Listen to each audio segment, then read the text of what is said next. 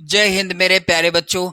तो आज के इस वीडियो में हम सभी लोग देखेंगे वन पथ पर, जो कि रचित है गोस्वामी तुलसीदास जी के द्वारा रचित। आप लोग इस वीडियो में देखोगे वन पथ पर शीर्षक पाठ की लिखित व्याख्या। एक एक शब्द को मैं आपको ऐसा बताऊंगा कि आपको व्याख्या रटना नहीं पड़ेगा। तो वीडियो को बिल्कुल भी आप स्किप नहीं करेंगे, वीडियो को लाइक कर देंगे। चैनल पर यदि आप नए हैं तो चैनल को भी सब्सक्राइब कर लेंगे। मेरे प्यारे बच्चों, वन पथ पर शीर्षक पाठ किसके द्वारा लिखा गया है? गोस्वामी तुलसीदास जी के द्वारा लिखा गया है।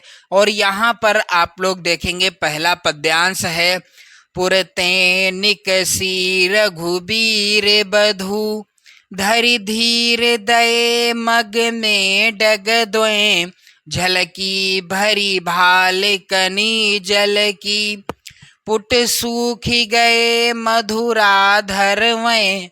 मेरे प्यारे बच्चों, व्याख्या क्या हो जाएगी इसकी? गोस्वामी तुलसीदास जी कहते हैं कि श्री राम की प्रिया अर्थात रघुवीर वधु, पुर ते निकसी, पुर अर्थात श्रृंगवेरपुर से, निकसी यानी निकली, रघुवीर वधु अर्थात भगवान राम की पत्नी अर्थात सीता जी, धरी धीर दये मग में डग दोए। धरी धीर, मेरे प्यारे बच्चों, जानकी जी ने जैसे ही अयोध्या से निकलकर बड़े धैर्य के साथ मार्ग में, धरि धीर यानी बड़े धैर्य के साथ, दये मग अर्थात मार्ग में, डग द्वय जैसे ही दो कदम रखे, झलकी भरी भाल कनी जल की, पुट सूखी गए मधुराधर वै। झलकी भरी भाल कनी जल की, गोस्वामी तुलसीदास जी कहते हैं कि जैसे ही वे लोग थोड़ी ही दूर तक गए, यानी जैसे ही सीता जी थोड़ी दूर ही चली कि उनके पूरे माथे पर पसीने की बूंदें छलकाई। झलकी भरी भाल कनी जल की, भाल अर्थात उनके माथे पर किसकी बूंदे झलकने लगी? भरी भाल कनी जल की अर्थात पसीने की बूंदे छलकने आई। पुट सूख ही गए मधुराधर वै। और मेरे प्यारे बच्चों, उनके कोमल मधुराधर यानी उनके कोमल होठ क्या हो गए? प्यास के कारण सूख गए। फिर बूझती हैं चलनो अब केतिक, पर्णकुटी करी हो कित हैं। मेरे प्यारे बच्चों, गोस्वामी तुलसीदास जी कहते हैं कि तब वह राम से पूछने लगी। फिर बूझती हैं, फिर वह भगवान राम से पूछने लगी क्या? चलनो अब केतिक यानी अभी कितनी दूर चलना है? पर्णकुटी करी हो कुत कित हैं। मेरे प्यारे बच्चों, और आप जो है पर्णकुटी अर्थात झोपड़ी, करिहों कित हैं यानी कहाँ बनाओगे? सीता जी ने पूछा कि अभी हमें कितनी दूर और चलना है और आप पर्णकुटी अर्थात झोपड़ी कहाँ बनाओगे? तिय की लखिया तुरता पिय की, अखियां अति चारु चली जल चुए।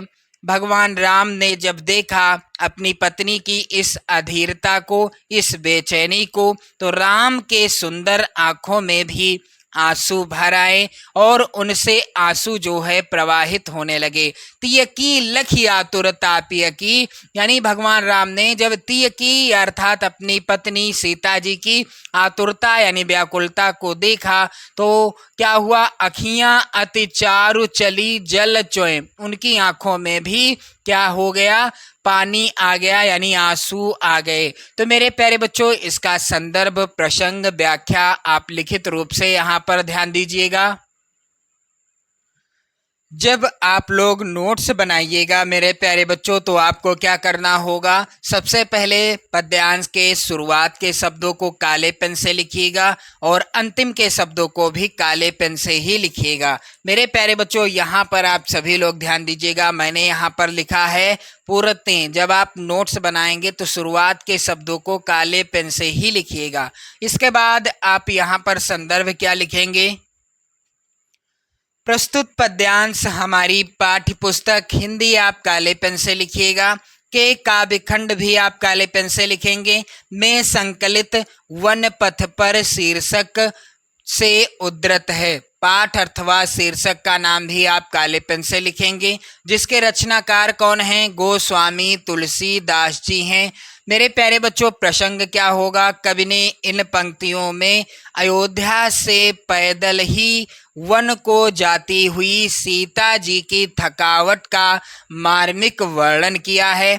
अब व्याख्या क्या हो जाएगी? तो पुरते निकसी रघुवीर वधु धरि धीर दये मग में डगदोए। गोस्वामी तुलसीदास जी कहते हैं कि राम की प्रिया अर्थात जानकी ने जैसे ही अयोध्या से बाहर निकलकर बड़े धैर्य के साथ मार्ग में 2 कदम ही रखे, अर्थात वह थोड़ी दूर तक ही चली, वैसे ही उनके पूरे माथे में क्या हुआ? झलकी भरी भाल कनी जल की पुट सूख गए मधुराधर वै। उनके माथे पर क्या हुआ? उनके माथे पर पसीने की बूंदें झलक आई और उनके कोमल होठ सूख गए। मेरे प्यारे बच्चों, आप लोग ध्यान दीजिएगा। फिर बूझती हैं चलनो अब केतिक पर्णकुटी करिहों कित हों। तब वह राम से पूछने लगी कि हमें अभी कितना और चलना है और आप झोपड़ी कहाँ बनाएंगे? भगवान राम से पूछा सीता जी ने कि अभी हमें और कितनी दूर चलना है और आप झोपड़ी कहाँ बनाओगे? तियकी लखिया तुरता पियकी अखियां अति चारु चली जल च्वें। मेरे प्यारे बच्चों, यहाँ पर आप लोग ध्यान देंगे। पत्नी की अर्थात सीता जी की इस अधीरता को देखकर, ऐसी अधीरता को देखकर प्रियतम राम की अत्यंत सुंदर आंखें आंसुओं से भर गई और उनसे अश्रु प्रवाहित होने लगे। काव्य सौंदर्य भी आप ध्यान देंगे। यहाँ पर सीता जी की सुकुमारता और राम के प्रेम का सुंदर और मार्मिक चित्रण हुआ है। भाषा क्या है प्रस्तुत पद्यांश की? ब्रज भाषा है। रस यहाँ पर श्रृंगार रस है। छंद कौन सा है? सवैया छंद है। प्रस्तुत पद्यांश जो है किस छंद में लिखा है? सवैया छंद में लिखा हुआ है। अलंकार यहाँ पर अनुप्रास है और गुण मेरे प्यारे बच्चों प्रसाद है। तो आपने पहले पद्यांश की लिखित व्याख्या, प्रसंग, संदर्भ और काव्य सौंदर्य देख लिया। अब बारी आती है मेरे प्यारे बच्चों यहाँ पर दूसरा पद्यांश। जल को गए लखन है लरिका परिखौत पिय छाह घरी कहुए ठाढ़े पोछ पसेऊ बयारी करो अरुपाए पखारी हों भू भूरी ढाढ़े। मेरे प्यारे बच्चों, यहाँ पर आप सभी लोग ध्यान दीजिएगा। प्रस्तुत पद्यांश में कवि ने क्या किया है? कवि ने सीता जी की सुकुमारता और उनके प्रति राम के असीम प्रेम का सहज चित्रण किया है। जल को गए लखन हैं लरिका। सीता जी कहती हैं कि लक्ष्मण कहाँ गए हैं? जल लेने गए हैं। जल को गए लखन हैं लरिका अर्थात लक्ष्मण जी पानी लेने के लिए गए हुए हैं। परिखों पिय छाह घरी कहुए ठाढ़े। परिखों अतः कहीं छाह में, छाह अर्थात छाह में घड़ी भर के लिए, घड़ी अर्थात घड़ी भर के लिए उनकी क्या कर लिया जाए? उनकी प्रतीक्षा कर लिया जाए। छाह में परिखों अर्थात मेरे प्यारे बच्चों परिखों माने क्या होता है? आप लोग ध्यान दीजिएगा। प्रतीक्षा, परिखों अर्थात प्रतीक्षा कर लेना चाहिए। किसकी? मेरे प्यारे बच्चों आप लोग ध्यान दीजिएगा। सीता जी ने कहा परिखों पिया छाह घरी कहुए ठाढ़े अर्थात उनकी प्रतीक्षा कर ली जाए और तब तक मैं क्या करूं? पूछ पसेऊ बयारी करो और उपाय पखारी हों भूभुर ढाढ़े। मेरे प्यारे बच्चों ढाढ़े यहाँ पर होगा, ढाढ़े। यहाँ पर आप सभी लोग ध्यान दीजिएगा। सीता जी ने कहा कि जब तक लक्ष्मण जी जल लेने के लिए गए हैं तब तक हम लोग क्या करते हैं? कहीं पर छाह में खड़े होकर घड़ी भर के लिए उनकी प्रतीक्षा कर लिया जाए। तब तक मैं क्या करती हूँ? मैं आपका पसीना पोंछकर, पोंछ पसेव अर्थात आपका पसेव अर्थात यहाँ पर पसेव माने होता है पसीना पोंछकर बयारी करो।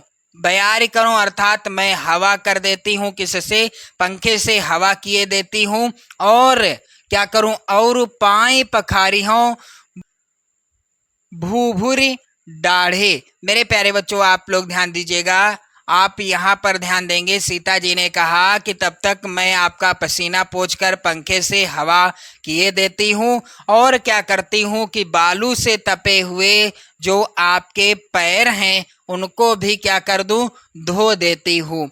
तुलसी रघुवीर प्रियाश्रम जानिके बैठी विलंब लो कंटक काढ़े।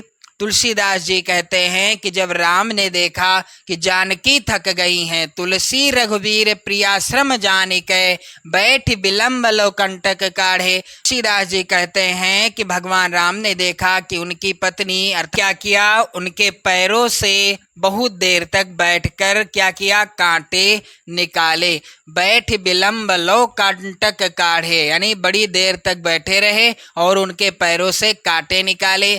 जानकी नाह को नेह लख्यो पुल को तनु बारी विलोचन बाढ़े। गोस्वामी तुलसीदास जी कहते हैं कि जानकी ने अपने स्वामी के इतने प्रेम को देखा। जानकी नाह को नेह लख्यो, यानी अपने प्रति स्वामी का प्रेम देखकर पुलको तनु बारी विलोचन बाढ़े, उनका शरीर क्या हुआ, पुलको तनु अर्थात शरीर क्या हुआ, पुलकित हो उठा और आंखों में आंसू छलछला आए। बारी विलोचन बाढ़े, उनकी आंखों में आंसू छलछला आए। मेरे प्यारे बच्चों चलिए इसकी भी लिखित व्याख्या, संदर्भ और काव्य सौंदर्य प्रसंग भी आप लोग यहाँ पर ध्यान दीजिएगा। यहाँ पर आप सभी लोग ध्यान देंगे, जल को गए लखन है लरिका। सबसे पहले आप जो है गद्यांश नहीं है, यह पद्यांश है, तो पद्यांश के शुरुआत के और अंतिम के शब्दों को लिखना। संदर्भ से वही रहेगा जो कि पहले पद्यांश का रहेगा। प्रसंग यहाँ पर आप लोग ध्यान दीजिएगा, प्रसंग क्या है, कवि ने सीता जी की सुकुमारता और उनके प्रति राम के असीम प्रेम का सहज चित्रण किया है। मेरे प्यारे बच्चों व्याख्या क्या हो जाएगी, तो व्याख्या यहाँ पर आप लोग ध्यान दीजिएगा। जल को गए लखन है लरिका, परिखो पिय छाह घरी कहोए ठाढ़े। सीता जी कहती हैं कि लक्ष्मण जल लेने गए हैं, अतः कहीं छाह में खड़े होकर घड़ी भर के लिए उनकी प्रतीक्षा कर ली जाए। तब तक मैं क्या किए देती हूँ, पूंछ पसेऊ बयारी करो और पाए पखारी हों भूभुर डाढ़े। मेरे प्यारे बच्चों आप लोग ध्यान दीजिएगा, सीता जी कहने लगी तब तक मैं क्या करती हूँ कि तब तक मैं आपका पसीना पोंछकर पंखे से हवा किए देती हूँ और बालू से तपे हुए पैर धोए देती हूँ। तुलसीदास जी आगे क्या कहते हैं कि तुलसी रघुबीर प्रियाश्रम जानिके बैठी विलंब लो कंटक काढ़े। गोस्वामी तुलसीदास जी कहते हैं कि जब राम ने देखा कि जानकी क्या हो गई हैं, थक गई हैं, तो उन्होंने बहुत देर तक बैठकर उनके पैरों से कांटे निकाले। भगवान राम ने सीता जी के पैरों से कांटे निकाले। अब यहाँ पर आप लोग ध्यान दीजिएगा, तुलसीदास जी आगे क्या कहते हैं कि नाह को नेह लख्यो पुल को तनु बारी विलोचन बाढ़े। मेरे प्यारे बच्चों आप यहाँ पर ध्यान देंगे, तुलसीदास जी क्या कहते हैं कि जानकी ने अपने स्वामी के इतने प्रेम को देखा तो उनका शरीर पुलकित हो उठा और उनकी आंखों में आंसू छलछला आए। काव्य सौंदर्य यहाँ पर आप लोग ध्यान देंगे, प्रस्तुत पंक्तियों में सीता जी की सुकुमारता और उनके प्रति राम के प्रेम का बड़ा स्वाभाविक और मार्मिक चित्रण हुआ है। भाषा ब्रज भाषा है, रस यहाँ पर श्रृंगार रस है और छंद सवैया छंद है, अलंकार अनप्रास अलंकार है, गुण यहाँ पर प्रसाद गुण है। तो मेरे प्यारे बच्चों आप सभी लोग ध्यान देंगे। इसके बाद यहाँ पर तीसरा जो पद्यांश है आप लोग ध्यान दीजिएगा, सवैया है। रानी में जानी अजानी महा पबी पाहन हूँ ते कठोर हियो है, राज हूँ काजे या काज न जान्यो, कहो तिया को जिन कान कियो है। गोस्वामी तुलसीदास जी कहते हैं प्रस्तुत पंक्ति यानी प्रस्तुत पद्यांश के माध्यम से और यहाँ पर ग्रामीण स्त्रियों के माध्यम से राजा दशरथ और कैकेयी की निष्ठुरता का वर्णन करते हुए तुलसीदास जी क्या कहते हैं कि रानी मैं जानी अजानी महा पबिपाहन हूँ ते कठोर हियो है। गांव की एक महिला कहती है कि मैंने समझ लिया है कि रानी कैकेयी बड़ी अज्ञानी है। रानी मैं जानी अजानी महा, यानी मैंने जान लिया है कि रानी कैकेयी क्या है, बड़ी अज्ञानी है। पबिपाहन हूँ ते कठोर हियो है, पबिपाहन हूँ तो कठोर हियो है, अर्थात उनका हृदय कैसा है, उनका हृदय तो पत्थर और वज्र से भी क्या है, कठोर है। पबिपाहन हूँ ते कठोर हियो है। राज हूँ काजे अकाज न जान्यो, कहो तिया को जिन कान कियो है। मेरे प्यारे बच्चों, यहाँ पर आप सभी लोग ध्यान दीजिएगा। उधर राजा दशरथ, महिला क्या कहती है अपनी दूसरी सहेली से कि उधर राजा दशरथ, राजहु काज अकाज न जान्यो, राजा दशरथ को भी उचित अनुचित का ज्ञान नहीं है, विचार नहीं आया। राजहु काज अकाज न जान्यो, कहो तिया को जिन कान कियो है, अर्थात उन्होंने क्या किया है, उनकी स्त्री ने जो भी कहा है उसी के अनुसार उन्होंने किया है। यानी राजा को उचित अनुचित का ज्ञान नहीं रहा, उन्होंने वही किया है जो उनकी स्त्री अर्थात कैकेयी ने कहा है। ऐसी मनोहर मूर्तिये बिछुरे कैसे प्रीतम लोग जियो है। महिला ने अपनी सखी से क्या कहा कि यहाँ पर आप सभी लोग ध्यान देंगे, ये तो इतनी लुभावनी मूर्तियाँ हैं, ऐसी मनोहर मूर्तिये, यानी ये इतनी सुंदर मूर्तियाँ हैं, मूर्तियों के समान हैं। बिछुरे कैसे प्रीतम लोग जियो है, और मेरे प्यारे बच्चों, यानी इनके परिवार वाले, इनके जो है बिछुड़ने पर इनके परिवार के लोग किस प्रकार जीवित रहे होंगे। बिछुरे कैसे प्रीतम लोग जियो है, यानी इनके परिवार के लोग किस प्रकार जिए रहे होंगे। यहाँ पर आप सभी लोग ध्यान दीजिएगा मेरे प्यारे बच्चों। आखिन में सखी राखी बेजोग, इन्हें कि में कै बनवास दियो है। गोस्वामी तुलसीदास जी कहते हैं कि महिला ने अपनी सहेली से कहा कि हे सखी, ये तो आंखों में रखने योग्य हैं। आखिन में सखी राखी बेजोग, इन्हें कि में कै बनवास दियो है, अर्थात सदैव दर्शनीय है, तो फिर इन्हें वनवास क्यों दे दिया गया। तो मेरे प्यारे बच्चों, यहाँ पर इस पद्यांश की भी आप लोग लिखित व्याख्या ध्यान दीजिएगा। सबसे पहले आपको क्या करना है, पद्यांश के शुरुआत के अंतिम के शब्दों को काले पेन से लिखना है। फिर यहाँ पर संदर्भ तो सेम वही रहेगा जैसा कि पद्यांश 1 और 2 में था। अब यहाँ पर प्रसंग थोड़ा आप लोग ध्यान दीजिएगा। यहाँ ग्रामीण स्त्रियों के माध्यम से राजा दशरथ और कैकेयी की निष्ठुरता का वर्णन किया गया है या वर्णन हुआ है। मेरे प्यारे बच्चों, व्याख्या क्या हो जाएगी, लिखित व्याख्या। तो यहाँ पर आप सभी लोग ध्यान देंगे, रानी मैं जानी अजानी महा पबिपाहन हूँ ते कठोर हियो है। व्याख्या क्या होगी, गांव की एक महिला कहती है कि मैंने समझ लिया है कि रानी कैकेयी बड़ी अज्ञानी है, उनका हृदय तो पत्थर और वज्र से भी कठोर है, उनका हृदय पत्थर और वज्र से भी कठोर है। उधर राजा दशरथ, यानी राजहु काज अकाज न जान्यो, कहो तियको जिन कान कियो है। उधर राजा दशरथ ने भी उचित अनुचित का विचार नहीं किया है और केवल स्त्री के कहने पर इन्हें वन में भेज दिया है। किसे, भगवान राम, सीता और लक्ष्मण जी को। आगे वह महिला क्या कहती है अपनी सखी से कि ऐसी मनोहर मूर्तिये बिछुरे कैसे प्रीतम लोग जियो है। मेरे प्यारे बच्चों, यहाँ पर आप लोग ध्यान दीजिएगा, ये तो इतनी लुभावनी और मूर्तियाँ हैं, यानी ये इतनी लुभावनी मूर्तियां हैं कि इनके बिछुड़ने पर इनके परिवार के लोग किस प्रकार जीवित रहे होंगे। मेरे प्यारे बच्चों, अंतिम लाइन है इस पद्यांश की कि आखिन में सखी राखी बेजोग, इन्हें कि में कै बनवास दियो है। हे सखी, ये तो आंखों में रखने योग्य हैं, अर्थात सदैव दर्शनीय हैं, तो फिर इन्हें वनवास क्यों दे दिया गया। तो आपने देखा लिखित व्याख्या पद्यांश संख्या 3 की। अब मेरे प्यारे बच्चों, काव्य सौंदर्य भी आप लोग ध्यान दीजिएगा। पहला है बिंदु, यहाँ कवि ने ग्रामीण स्त्रियों की श्री राम के प्रति सहृदयता का सुंदर चित्रण किया है। दूसरा बिंदु है भाषा, तो भाषा क्या है? ब्रज भाषा है।